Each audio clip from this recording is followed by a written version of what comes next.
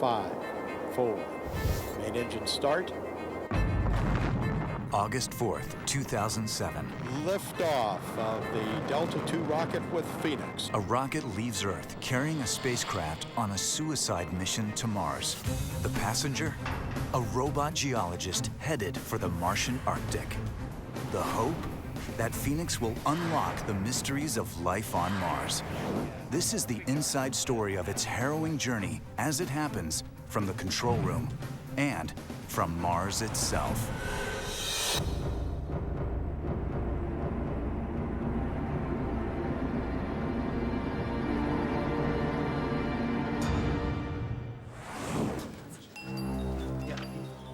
Landing day, 12:30 p.m. The spacecraft is minutes away from touchdown on Mars. I can't take it either. Landing leg deployment and radar power up. One of the team leaders, Peter Smith, watches the live feed from Mission Control. Power descent is only about 40 seconds in duration. There it goes. The AGC's rolling off. This mission could reveal the mysteries of life on Mars. All stations in village. Careers are at stake. Copy that. At this point, the lander should be resting safely on the surface with flight path. Oh, come on, let's see it. But something is wrong. Still have not seen any signal. For whatever reason, and we're far enough off to be. The truth slowly dawns on everyone. We're certainly not safe. Okay, for everybody in PL, we're gonna have a team meeting down there, so. The lander has smashed into the surface. Oh, I feel terrible. What do we do now?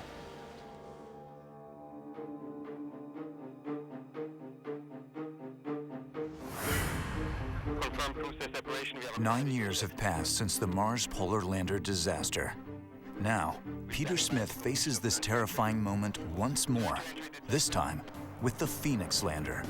We lost our chance with Polar Lander, and now we've got another chance. Phoenix is coming back from the ashes. Peter Smith has taken on this crusade, determined that Phoenix will succeed where Polar Lander failed. He's staking his career on the hope that Phoenix could find signs of life on Mars. He is the principal investigator, and he's brought some of the Polar Lander team back for one last shot at redemption. We're trying to get back to those days of a successful landing and the thrill of adventure that surrounds new science and landing in a new place on Mars. Some scientists speculate that life could have existed on Mars in the past and may still. If true, Phoenix could unveil the first evidence of life on another planet. But all missions must begin this search by seeking one fundamental element. Following the water has been a NASA mantra for many years. Where there's water, there's a chance for life. With this understanding, the space program has sent an entire fleet to Mars, searching for water. Some of these missions have revealed promising clues. Well, life could certainly have existed on Mars in the distant past, because we know at that time there was water. We could see the remnants of old lakes. We could see the remnants of river valleys and all kinds of things that say water was here. But billions of years ago, a mysterious cataclysm destroyed the planet's atmosphere, and the water vanished. What happened to it remains a mystery scientists still puzzle over. Back in 2002, the Mars Odyssey orbiter stumbled upon a chance discovery as it peered down at the planet. What it found changed the game of finding life on Mars. Odyssey's spectrometer uncovered a region with huge quantities of hydrogen under the surface, indicated by the color blue. Scientists believe this hydrogen is attached to oxygen, H2O, water, most likely in the form of subsurface ice. This map was created by an instrument on the Odyssey orbiter. In the upper 3 feet of surface, you can find regions of a water abundance that you can see in no other way because the surface is covered in soil, and that is totally unexpected. If Phoenix lands, it will provide hard evidence of water on the planet. Is this the water NASA has been looking for? Could this ice have ever harbored life? And so is the amount of ice that made this discovery so unusual. That's why we wanted to investigate it right away. And our mission was conceived at the discovery point of that ice, and now, 6.5 years later, we're following up on that discovery. Phoenix is a robot geologist equipped to identify water on Mars. The mission is groundbreaking. Phoenix will dig beneath the surface, analyze the ice and soil, and search for evidence of life. If successful, Phoenix could shift our understanding of life itself. The mission is monumental. The personal and professional stakes are huge. Sending a mission to Mars once more is important not just for science, but also for the team's redemption. If the first one failed, you really want that second one to succeed because the amount of blood, sweat, and tears is so daunting that you just never want to have to go through that a third time. My God, I don't think anybody could do it. So a huge success would vindicate all those years leading to Polar Lander. Mars Polar Lander is not the only wreckage on the Red Planet. Over half of all attempts to land on Mars have ended in failure. Landing on Mars is so risky. You really need a payoff to balance that risk. Phoenix advances the search for life by a very large step forward. Will Phoenix make it to Mars? The search for life is on the line. I feel like my heart's on the spacecraft. We're just ready for the excitement to start. Atmospheric entry on my mark. This is a day we will never forget. 3, 2, 1. Mars is a frozen, hostile wasteland. Dust storms rage across the planet. Temperatures plummet 250 degrees below freezing. It seems an unlikely place for water, let alone life. But could the basic elements of life exist here, even in this merciless environment? Phoenix is on its way to find out. If you consider Mars an extreme environment, then the question is that extreme environment inhabited? Was there any life on Mars that could evolve to that extreme environment? To inform the search for life on other planets, scientists observe how life adapts to the harshest regions on Earth. In frozen tundra, in the driest deserts, one can still find tough little organisms called extremophiles. Astrobiologist Chris McKay is an expert on extremophiles. He's discovered them in Earth's most unforgiving places. Some closely resemble the extreme conditions on Mars. He is co-investigator on Phoenix. As we move into the hills, we find scenes like this. Rocks, red rocks, really Mars-like. Here we find one of my favorite examples of desert extremophiles. Organisms living under stones in deserts. They're cyanobacteria. They're green. They photosynthesize. They need light, but they also need water. Living under a stone is a way that they get a little wetter, more shielded environment. But they have to grow under stones that allow light to come through.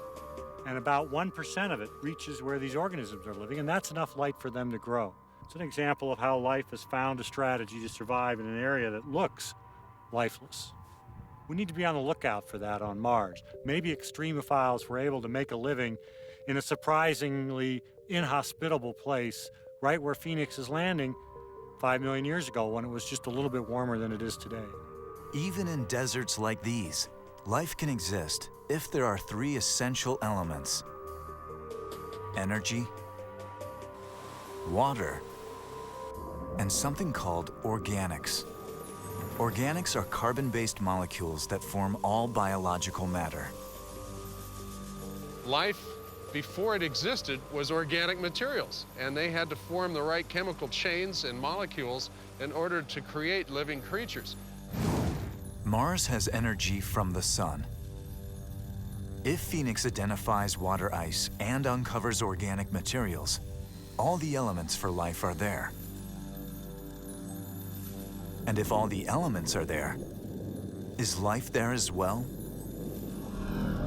If Mars was inhabited by some sort of biology early in its history, and then it slowly dried out, the pools of water shrinking, you know, the water seeping underground, did the life forms evolve quickly enough to follow the water?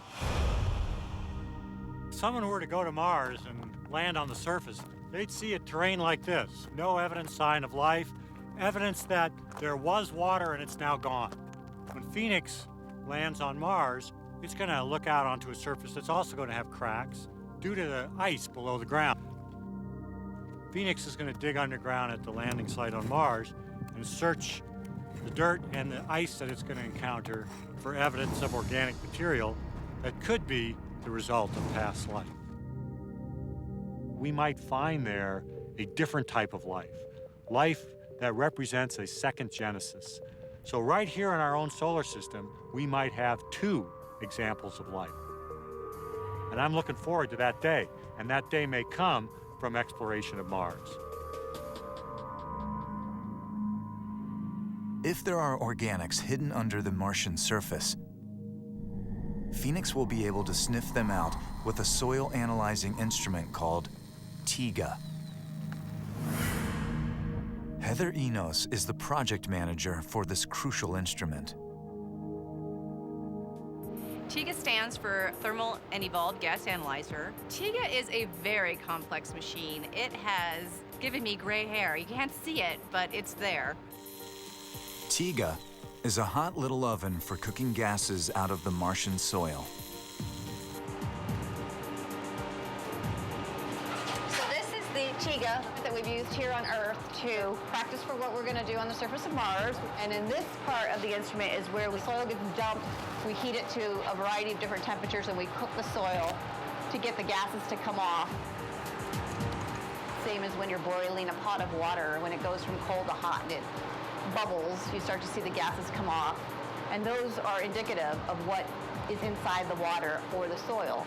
If carbon-based molecules exist in the Martian subsurface ice, TIGA will find their organic signatures in the gases. These gases could literally be the smoking gun for life on Mars.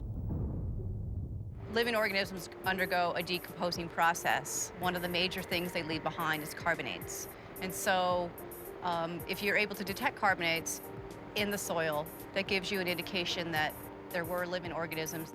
TIGA is tested over and over again. The team can't afford any failure. Right now, our oven is about 440 degrees C. We'll continue to ramp this to 1,000 degrees. A subtle shift in a digital readout could reveal the clue they're looking for. If organic molecules are there, they don't want to miss them. Heather lost her opportunity to make that discovery back in 1999. I unfortunately have seen the loss of a mission before, and in Mars Polar Lander, I was on the TIGA-1 team. Phoenix carries TIGA 2. It's Heather's second chance for success. Your first impulse when you have a failure like Mars Polar Lander is, I am never doing this again. But on the other hand, when you've got it in your blood and you want to do exploration, and you actually have to turn it around as an opportunity. Second chances are very rare in this business. The TIGA team has put their professional and personal commitments on the line one last time.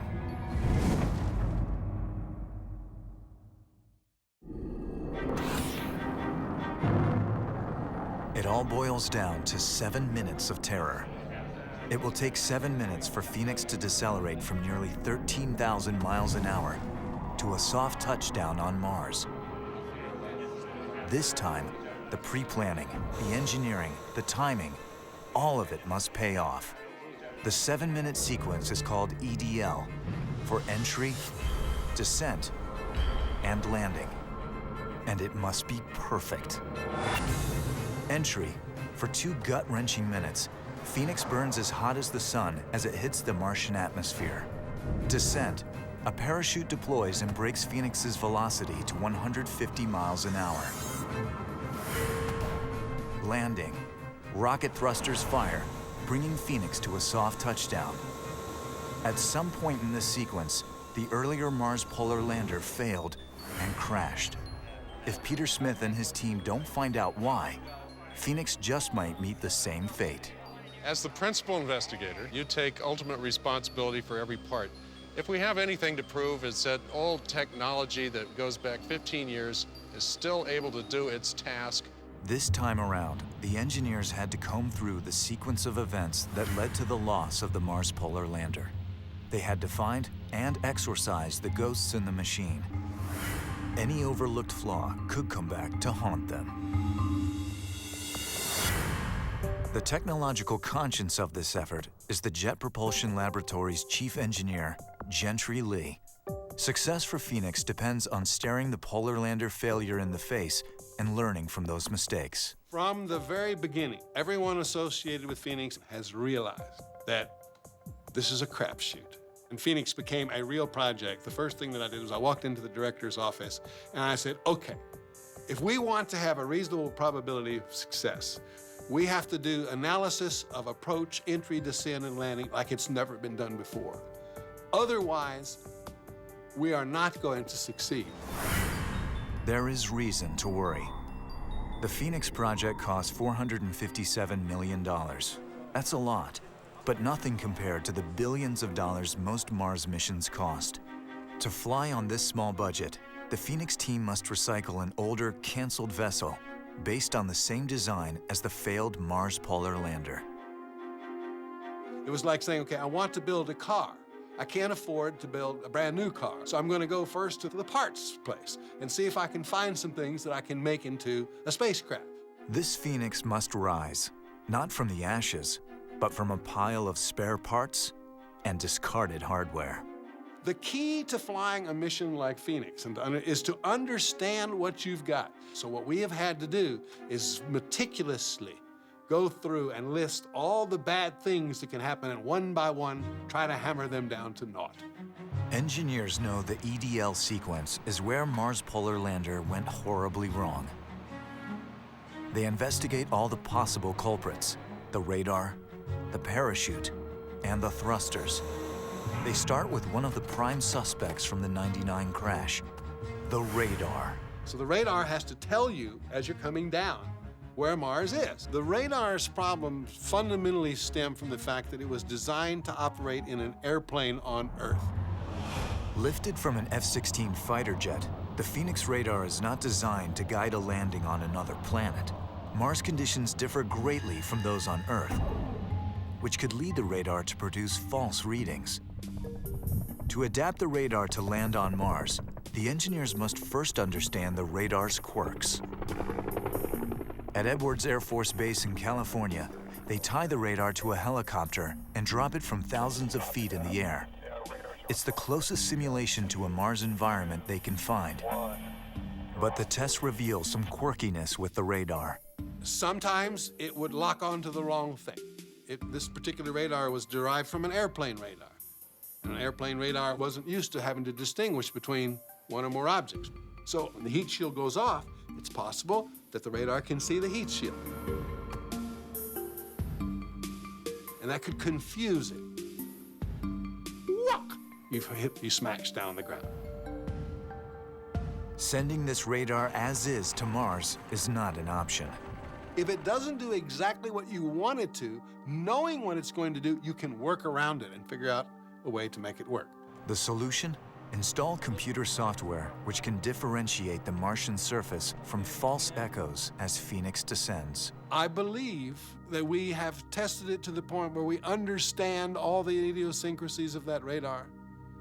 But I am haunted by just the peculiar nature of its behavior. The engineers on the Phoenix may never know exactly what happened to the Mars Polar Lander during its final moments, so they test the landing systems exhaustively until they're sure the Phoenix will land properly. Still, there's always a chance of the unpredictable. Mars is another planet. We don't know it as well as we need to. There's always risk just from the unknowns at Mars itself. Chris Lewicki has faced these unknowns. Chris must help guide Phoenix through its 7 minutes of terror to a safe landing on Mars. He is the flight systems engineer for Phoenix. Phoenix has one shot at landing on Mars, and that weight hangs on the parachute. The next stage in slowing down is to deploy a parachute. In about 15 seconds, the parachute will take us from about 900 miles an hour to about 150 miles an hour. And we have to deploy this parachute at just the right time. The radar is a critical instrument in terms of figuring out exactly when the right point is. It's kind of like a skydiver's meter. You've got to pick just the right spot to pull that cord. The radar must detect the correct altitude from the Martian surface and tell Phoenix when to release the parachute. All kinds of terrible things could happen. It really is just a fabric, and it's just cord, like a parachute here on Earth. Like the radar, the engineers can't tell exactly how the parachute will work in the Martian atmosphere. They're not exactly like they'll happen on Mars, but they really give us a lot of insight into how these very complex, large, ungainly things will perform when we actually take them to Mars. The parachute drop test results aren't promising. This lander actually couldn't take the force that this parachute could put on it. The jerk that it gets when it deploys is enough to potentially rip it right out. It could have been a polar lander experience all over again. To prevent such an encore, the engineers develop a surprisingly simple solution. And ultimately, one of the decisions that we made was to shrink the parachute just a little bit, so that we get just a little bit less of a tug on it. As the engineers solve problems, more emerge. Phoenix must land using outdated pulse mode thrusters. The challenge is taking these 12 pulse thrusters from several hundred feet up in the air, going 100 miles an hour or more, to just a really slow speed so that we can kind of gracefully come down and plant the landing. Much easier said than done. And there's another thing. Pulse mode thrusters have never been used to successfully land on Mars. Mars Polar Lander used this pulse mode technology to try and land on Mars, and it was one of the things we were kind of worried about. In 1976, the Viking lander touched down on Mars using throttle thrusters, which employ a steady stream of fuel. These continuous thrusters succeeded. The pulse thrusters never have. The pulse mode thrusting that we have on Phoenix is a little bit like taking your faucet and turning it on and off really fast. Would you have designed pulse-modulated engines to land on Mars if you were not restricted in cost from the beginning? No. We took what we had. We took what was left over, and we tested it and tested it again and tested it again. We did hot fire tests on Phoenix, which were not done for the Mars Polar Lander. And now we believe we've done all the tests necessary. They should do the job. Can Phoenix rise to the crucial challenge of entry, descent, and landing? But you know, just because of how complex this thing is and the job that it has to do, that there's mistakes there. And you're just hoping you've caught all the major ones and that the minor ones won't matter. As I have watched this team tackle problem after problem after problem, this team may not succeed. Phoenix may have a bad day, but this team deserves to succeed. With Mars, there are no guarantees.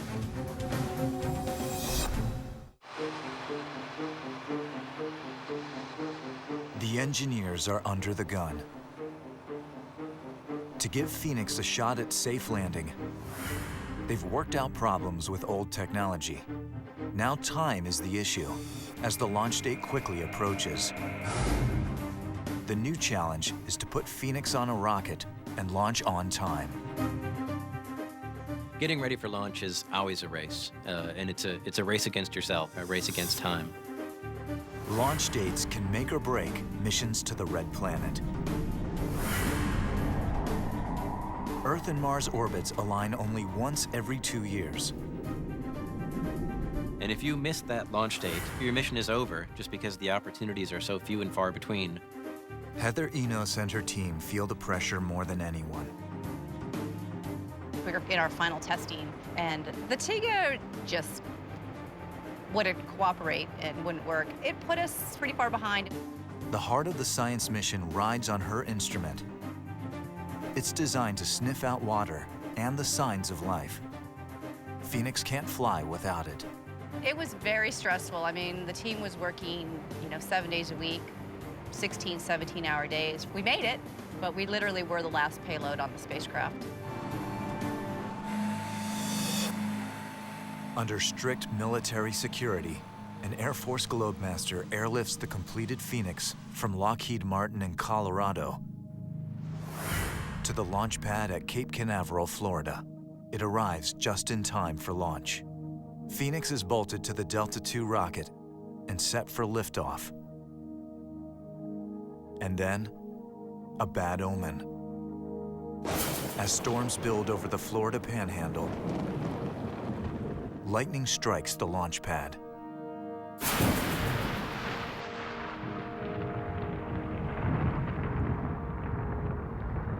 Phoenix catches a break.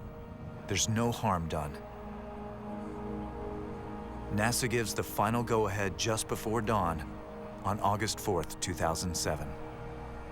T-minus 10, 9, 8, 7, 6, 5, 4. Main engine start, 2, 1, 0, and liftoff of the Delta II rocket with Phoenix, a distant science outpost seeking clues of the evolution at the polar region of Mars.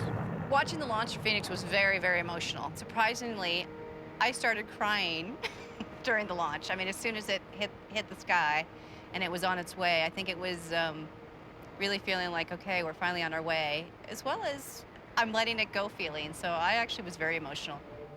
It went early in the morning.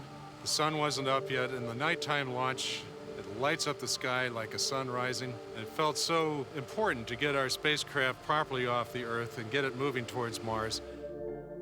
You ask yourself when you launch this thing and when you send it to Mars, you're like, I hope I didn't forget anything.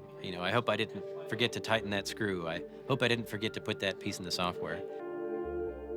The engineers have done everything they can to get Phoenix safely to Mars.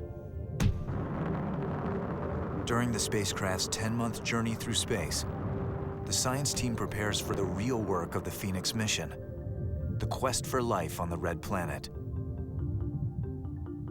We have a big stake in this mission, the possibility that habitable zones exist and maybe they're populated. All of these things rest on our one chance here to explore the polar regions. There's no doubt if the Phoenix mission successfully detects organic signatures of any sort, it will most definitely be one of the hottest scientific debates for decades to come. Up till now, the focus has been on landing Phoenix safely.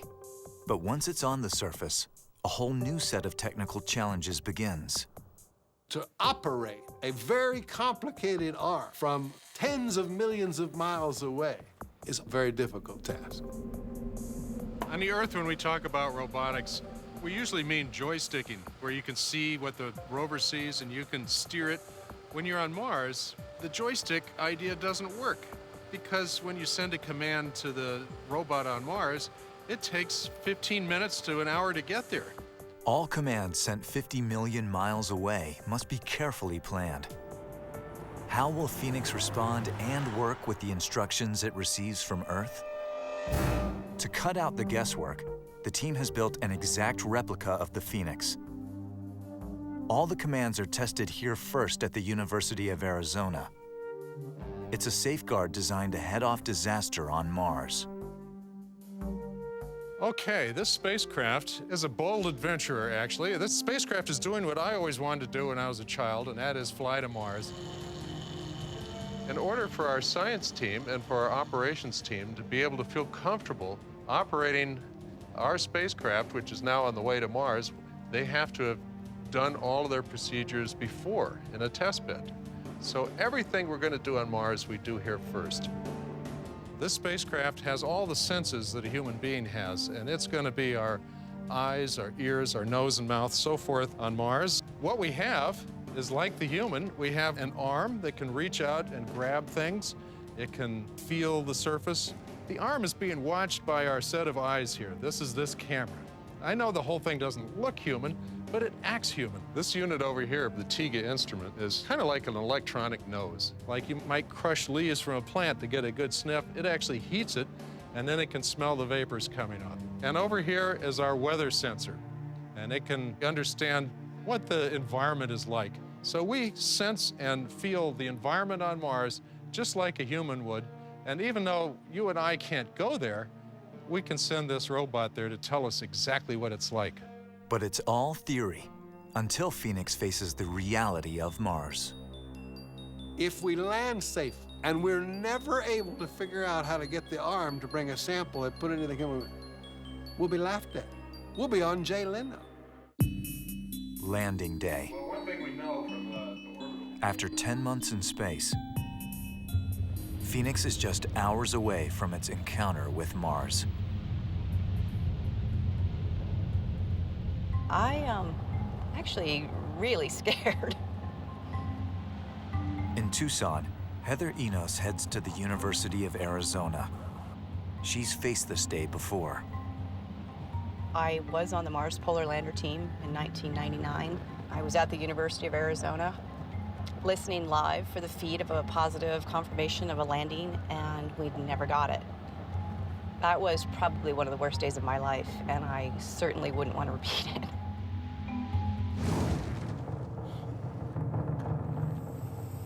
Heather, along with most of the Phoenix team, will watch the landing from the university's Science Operations Center. I've kind of gone full circle today. I'm scared.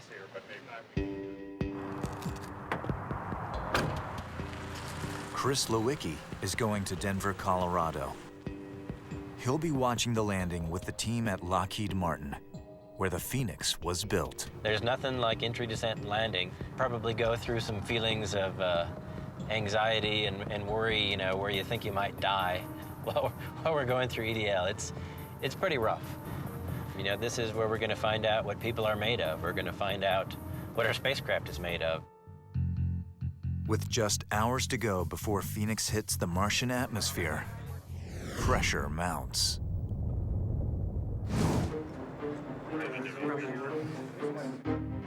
Now we sent the last commands to the spacecraft this morning, set in the final configuration and everything for entry, descent, and landing, and it's on its own. Now Phoenix will face its fate alone. Because of the time delay between Earth and Mars, the engineers are now hands-off. And the hands will get clammy, nerves will start shaking. Yeah, you can always already start to feel a little bit of tension. Yeah.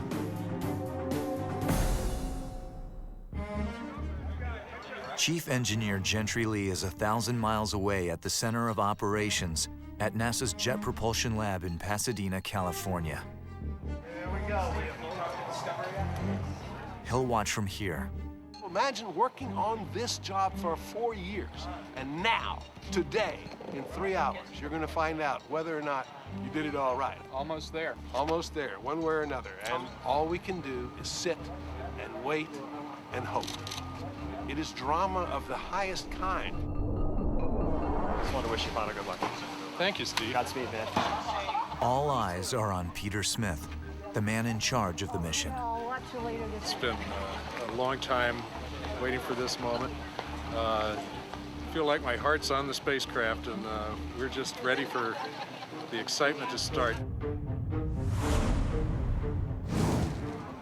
In just minutes, Peter will enter NASA's Mission Control in Pasadena. Of course, the actual descent may be a little different than our animation.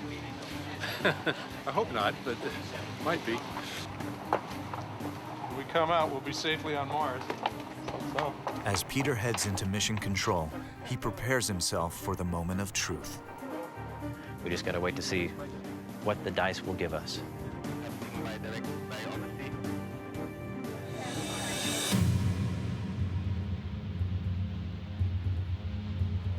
Hello, how are you? All the teams in Tucson and Denver watch with Peter via satellite as data comes back from Mars. We're getting very close to entering. Atmospheric entry on my mark. 5, 4, 3, 2, 1. We are in the 7 minutes terror right now. We have now entered the atmosphere and are starting to slow down. As the atmosphere gets thicker and thicker, the heat shield will get hotter and hotter. It's basically on fire. All right, parachute next. At this point in time, Phoenix would have normally deployed its parachute, standing by for telemetry acquisition. Parachute detected. All right, parachutes deployed.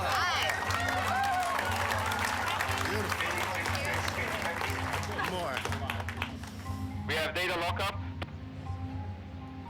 Heat shield trigger detected. Ground relative velocity 90 meters per second. It's getting exciting.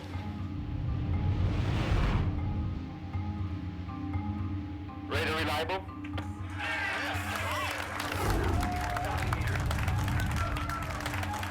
Altitude convergence detected. Altitude 1800 meters, 1700 meters, 1600 meters. Standing by for landed separation, altitude 1100 meters. Signal may drop out during landed separation. Altitude 1000 meters. The separation detected. We have reapplied the signal, gravity turn detected. Altitude 600 meters, 500 meters, 400 meters, 250 meters, 150 meters, 100 meters, 80 meters, 50 meters. Constant velocity phase detected. Altitude 40 meters, 30 meters, 27 meters, 20 meters, 50 meters, standing by for touchdown.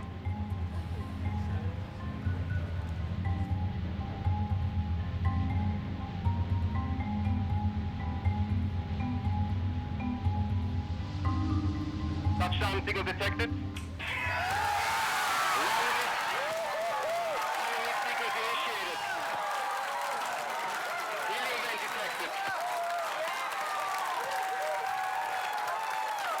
Can you believe it?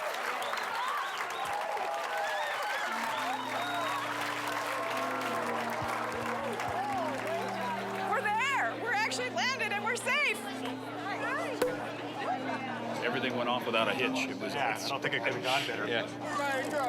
And I'm thrilled. I'm really, really, really excited. Just perfect. Just perfect. Well, I feel on top of the world.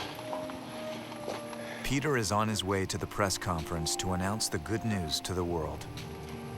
It was flawless. Did you see that, Steve? Did you guys see it? Did you see it? Unbelievable. Wow. Fabulous. Tell us your goal for the Phoenix now. Get some pictures back. I want to see Mars. Phoenix has landed, but did it survive with all systems intact? Deploying the solar arrays, deploying the payloads, taking the first images, that'll be the next exciting saga in the story. Phoenix is not out of the woods yet. Phoenix is on the surface of Mars, but it's not safe yet.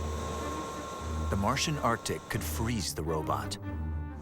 We're going to go down and confirm that the spacecraft is ready to survive safely through the night and that we can support science operations tomorrow. So we've got a big night ahead of us.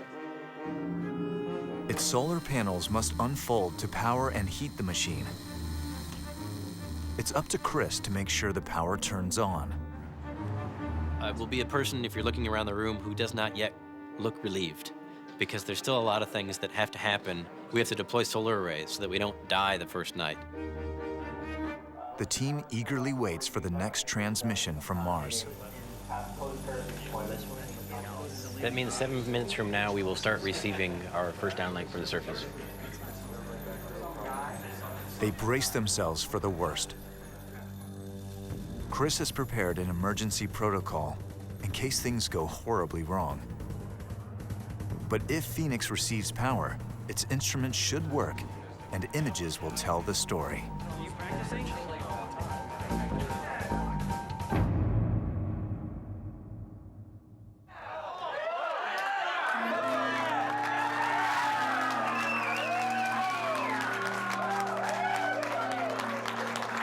We're so excited. We're seeing pictures now of the solar arrays fully deployed. We've got a mission. So, where do we go?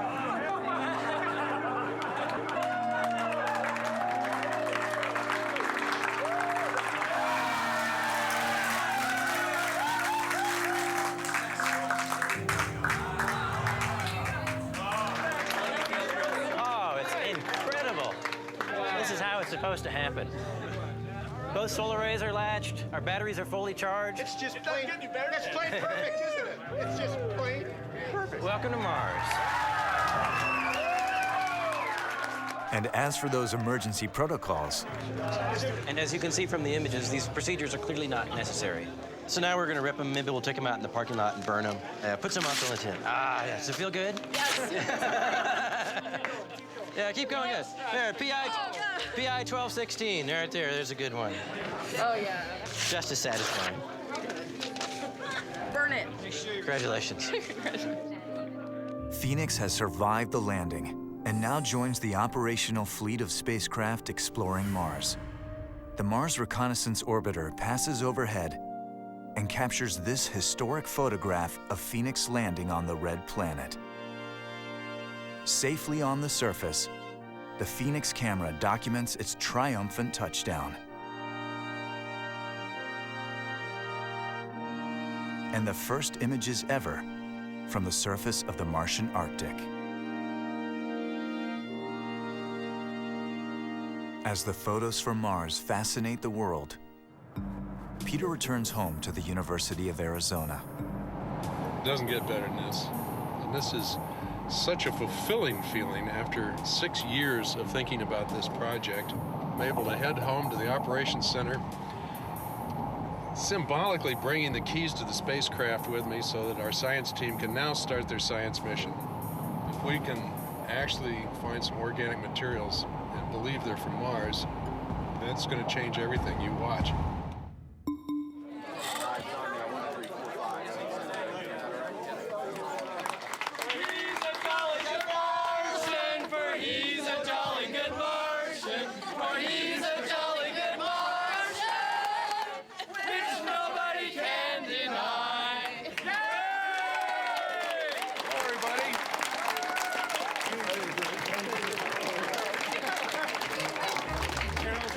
Well, I feel like I don't need shoes anymore. I'm floating on air, so it's just, we got the science of our dreams laid out in front of us. We got a spacecraft with a science laboratory on Mars.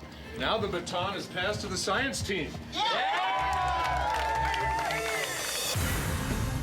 The science team needs to move quickly. In just 90 Martian days, the sun will begin to disappear from the North Pole, abandoning Phoenix to the Arctic freeze. What do you see in this trace here? Peter Smith and his team have overcome the odds. Now Phoenix is poised to make discoveries that could shift our understanding of life itself.